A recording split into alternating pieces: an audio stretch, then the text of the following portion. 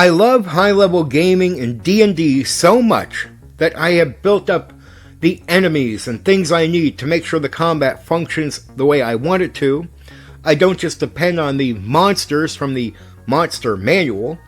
And when I say high-level gaming, I'm talking about AD&D, Advanced Dungeons and Dragons 2nd Edition.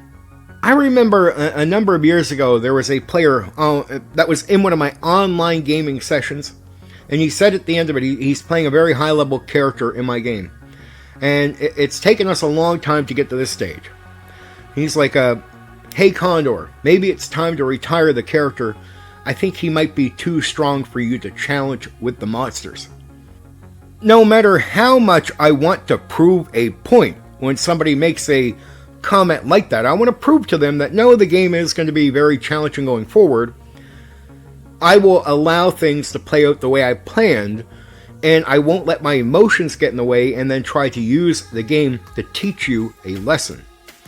I will accept that you will be in that mindset, and if what's happening next is not going to prove otherwise to you, I will just tell you, well, that's not the case, but you're going to have to either stick with it, or if you're unhappy with this, you can always leave the game. But nothing is going to change. You're going to keep playing the character, or you can leave. It's up to you.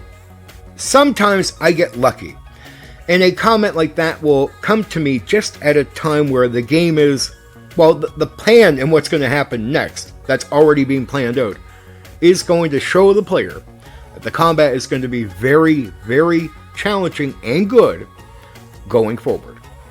During the next combat scene, his character, twice during the same battle, got beat to an inch of their life. Like he has a lot of hit points with the character, and it's suddenly he's down to like 2, and laying on the ground, barely able to move, gets healed up by the cleric, gets back up, keeps fighting, and then ends up on the ground back at 1, getting his ass handed to him by the enemy. They barely got through the fight. A character did die. Well, an NPC that was traveling with them died during that fight. A very important character, or non-player character, for what was going to happen next. Now, I never tie anything where that non-player character has to be there. It just would have benefited the group to have that non-player character with them. I mean, if you do everything by the book, well then you're stuck to the book. Like, you can't have a better version of that game because you're not making a change, you're playing it raw. So, if high-level combat seems to be unbalanced or no good or crap, well, that's all it's ever going to be if you're not willing to make an adjustment, or you're going to go, oh, I'll leave this game and I'll go find another game. I'm like, well, I get that you can learn things from playing other games, but you can also learn from playing around with the game you have. Game designers aren't people that played 50 different games, though they may have. They are people that took those games and tinkered with them.